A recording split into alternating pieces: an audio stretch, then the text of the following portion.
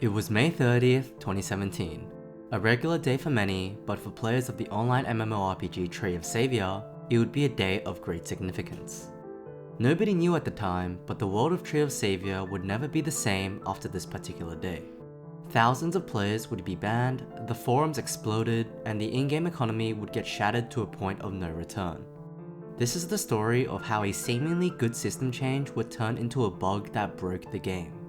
This is the tale of the DPK disaster in Tree of Savior.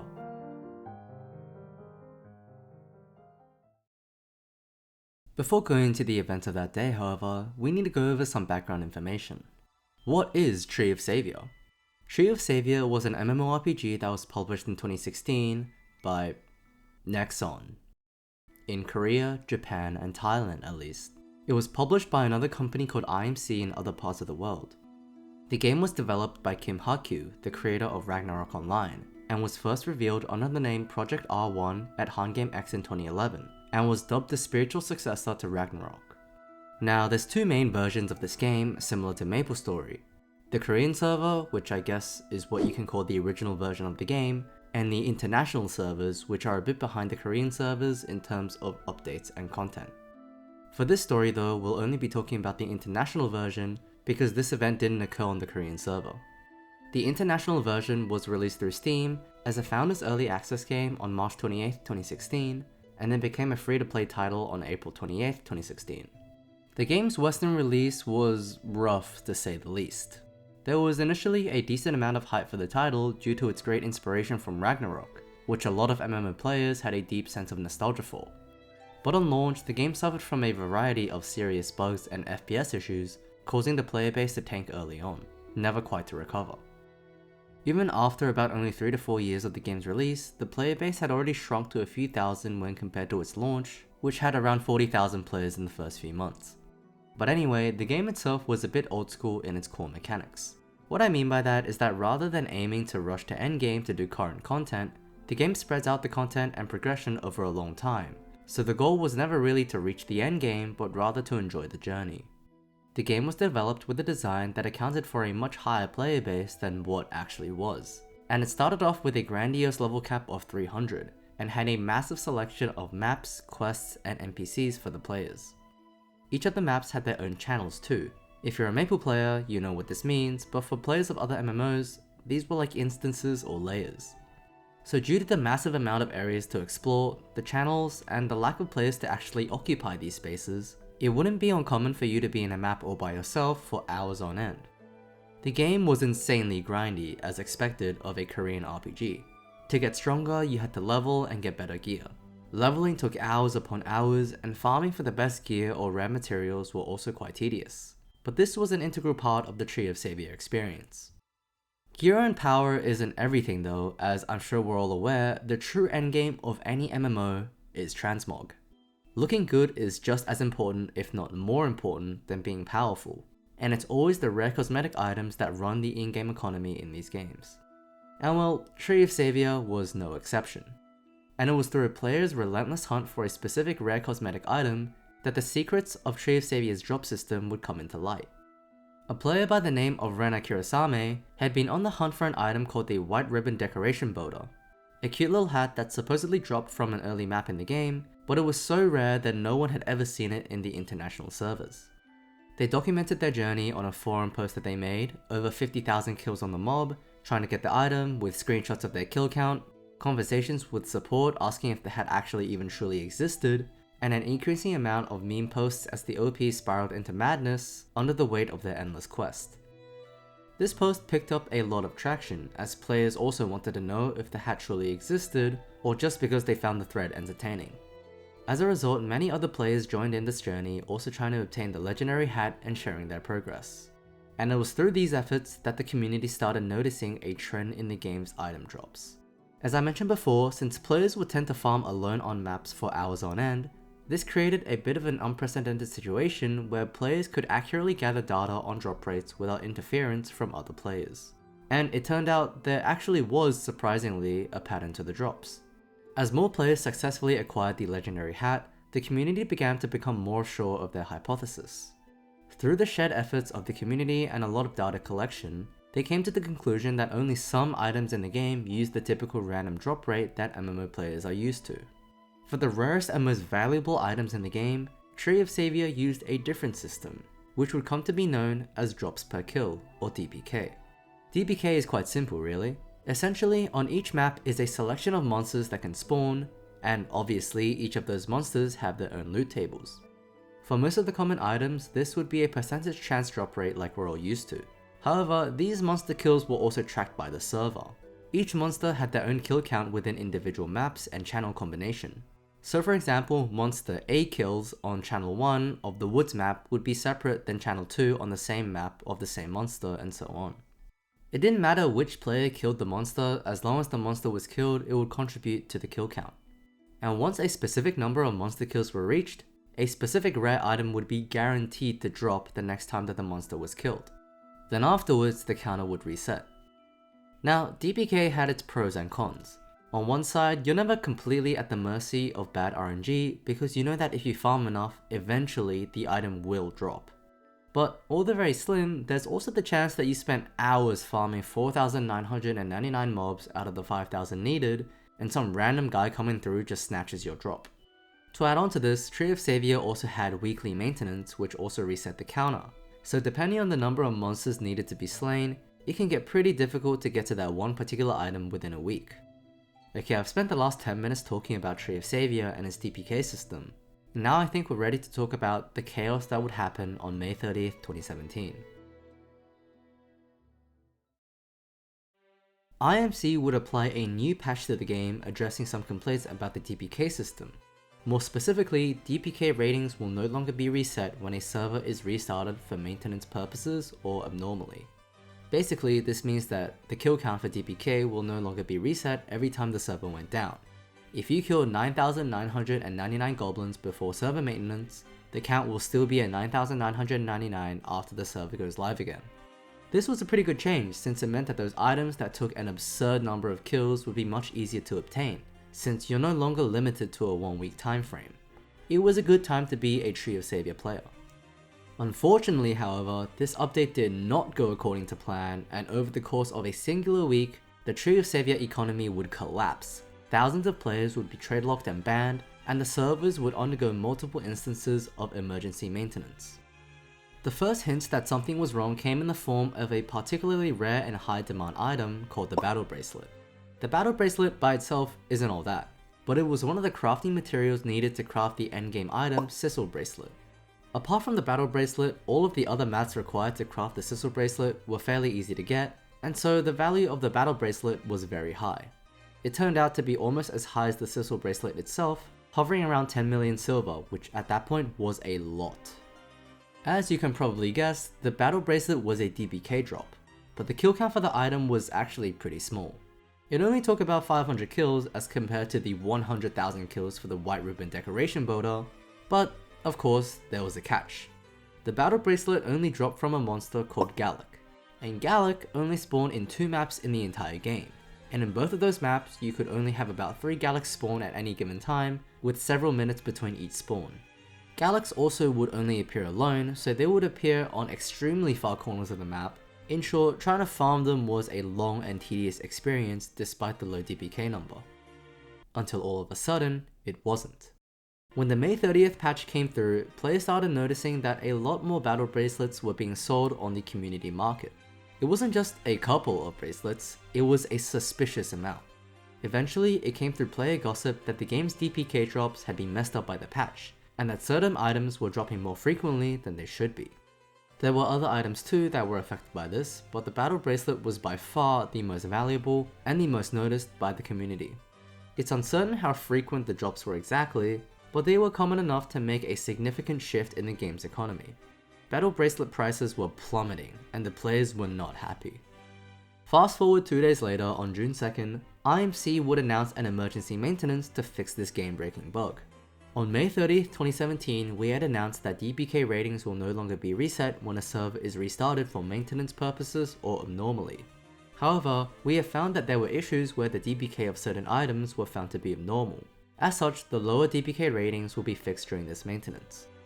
Some players had issues with this fix and demanded a rollback, or even as far as arguing that the battle bracelet should be removed from the game, but most players were willing to accept the solution. I mean, not everyone who played during this period of time were abusing the bug.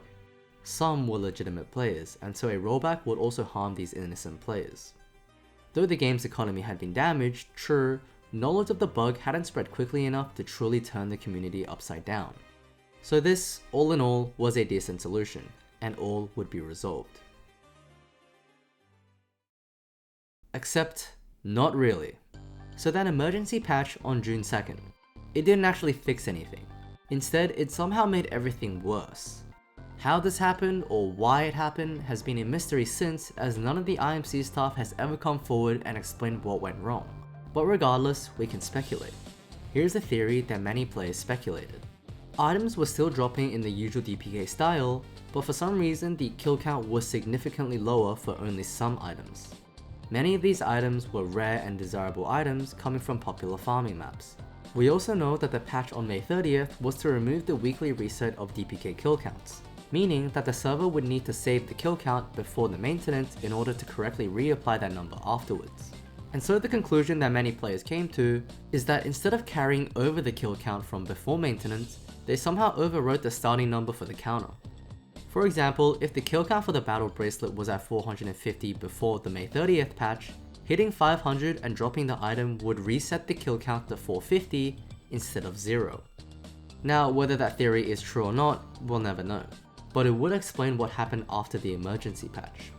The issue wasn't fixed, and in fact it became even worse because they would be taking another snapshot of the current DPK count, which was guaranteed to be higher than the previous starting number, and saving them in the same bug manner after the patch.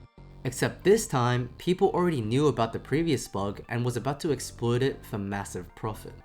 Once the word got around that the bug was still happening, the community spiraled into chaos. Players had been trying to take advantage of this bug since before the emergency patch, and so after the patch, even more valuable items had been discovered to have heavily reduced DPK counts. Battle bracelets were dropping every few kills. Monster gems, a type of item that were known to have a DPK of around 10,000, were dropping so frequently that they became completely worthless for even years after this event. Items that would take hours and sometimes even days just to get a single drop, people were acquiring left and right. Hundreds of players clamored to the same farm maps to capitalize on these drop rates. Funnily enough, this bug had brought the game to its most active state ever since the game's initial launch. The servers were so full that you couldn't even enter them anymore, and even if you could, you'd struggle to find a monster unslain. It was a total free-for-all, and even more so considering the fact that IMC refused to do rollbacks or punish the players the first time this happened. Well, I mean, surely it would be the same this time around, right? The in-game market was getting flooded with rare items, and the more responsible, legitimate players of the community were begging IMC to take down the servers again before things got any worse. And surely enough, after 12 hours, a second indefinitely long emergency maintenance would hit Tree of Savior. During this downtime, IMC posted several more updates regarding their plan on how to handle everything that the bug caused. In their first update, they outlined most of this plan. First, regarding the items that had unusual item drop ratios, only one item will be left per user. The rest will be retrieved. Accounts that have obtained more than 2 of the items with unusual drop rates will be temporarily blocked for retrieval purposes. These players will be unblocked as soon as the retrieval process is complete. In the case of the players who are negatively affected by these issues, as well as those who would be locked out of their accounts but ultimately found innocent, compensation in the form of items would be offered. IMC made it clear, however, that servers would not get rolled back. But the community would soon come to realize that the damage done by this bug would not go away so easily. In total, the emergency patches on June 2nd and June 3rd would add up to 14 hours of downtime. A day after, on June 3rd, servers would be reopened with the DPK issue fixed once and for all. At least, hopefully. Not everyone would be celebrating the reopening, however, as a large number of players would try logging in, only to find their accounts had been locked. If you read the announcements, you knew this was going to happen. But not everyone reads the announcements. And so players were angered that their accounts were locked, since obviously it shouldn't have happened to them and they were all innocent, having done nothing wrong. The forums were blasted with posts from players complaining about the restrictions and demanding to know when they'd have access to their accounts again. Meanwhile, on the same forums, there were also a plethora of players admitting that they abused the hell out of the DPK bug, but somehow didn't get locked. It was clear that IMC's attempt at punishing the bug abusers didn't go smoothly. This made the people who were hit with restrictions even more furious, because it seemed like people who played the game unfairly got away scot-free, whilst they had to wait days until their account would get unlocked. An update would be posted later on June 5th, detailing how the locked accounts were going to be dealt with and promising even more compensation for those impacted by the restrictions and bugs. But this time, it shares some stats. A total of 1,642 accounts had been locked due to suspected abuse of the bug. Keep in mind that the peak consecutive play count for Tree of Savior in June of 2017 was 8,665 according to Steam charts. That is almost 20% of the game's active players that were locked out of their accounts. Another update on the same day now gave a more detailed breakdown of the numbers. Out of the 1,642 locked accounts, 1,195 would be deemed minor offenders and let go with a light warning and some compensation for being locked. 234 accounts would face in-game trading restrictions until they could be fully investigated. The last 213 accounts would remain locked down until a full investigation had been completed, as they were suspected of severe abuse of the bug. But ultimately, regardless of which of these groups the restricted players fell under, they were promised that if they hadn't committed severe abuse of the bug or caused damage to the in-game economy, that they would be compensated. So now this became a problem. These players who abused an in-game bug for profit were now being compensated by IMC. Naturally, of course, the players who didn't get locked out of their accounts were not happy. The innocent players who didn't partake in any sort of bug abuse at all got no additional compensation. Not to mention that some of these players were also locked out of the game for up to an entire week. Where were their compensation for being a good and noble player? By this point, the forums were exploded with a sea of angry posts from both sides. So I mean, after all this, the emergency patches, the 14-hour downtime, the mass banning of a fifth of the player base, surely the bug was gone, right? Well, to be honest, it was hard to tell. Everyone was so busy yelling at each other, and it became difficult to tell if people were reporting legitimate sightings of the bug, or if it was just paranoia. But there is one report that was confirmed by an IMC staff to be legitimate though, so yeah. Regardless, most of the game's drops seemed to return back to normal by this point. IMC's investigation would complete on June 9th and the last of the blocked accounts would be freed. Some accounts would remain permanently banned or trade restricted, and many players would still be angered about how it all turned out. Some players demanded a rollback, but like I mentioned before, IMC refused to do so, leaving the community with no choice but to move on, however bitter they were. The game's population would also tank after June, going from slightly above 8k players to about 5k, although we could never know whether this was due to the bug or the natural flow of players. So what about DBK in the end? Well, eventually IMC actually changed the drop system as a whole, removing DBK completely. That very same month, on the 27th of June 2017, there was an announcement on the Korean server that the DBK system would be removed and replaced with another system. Rare items that dropped based on DPK before would now have a percentage drop chance like all the other common items in the game, except for each monster of that type killed, the percentage chance would go up. After such a big disaster, the community was pretty sick of DPK anyway, so this was overall pretty well received. And that about runs me to the end of this story. The story about how a single bug in a game killed off its player base and ruined the in-game economy to a point of no return. Nowadays, there are only maybe 200 concurrent players on Tree of Savior according to Steam charts, so it's safe to say that the community that was around back in 2017 have all moved on. Whether this slow withering of the game was due to the DPK bug or not, we'll never know, but we can be assured that this was a big turning point in the game's history. This was a recount of the DPK disaster in Tree of Savior. Thanks for watching.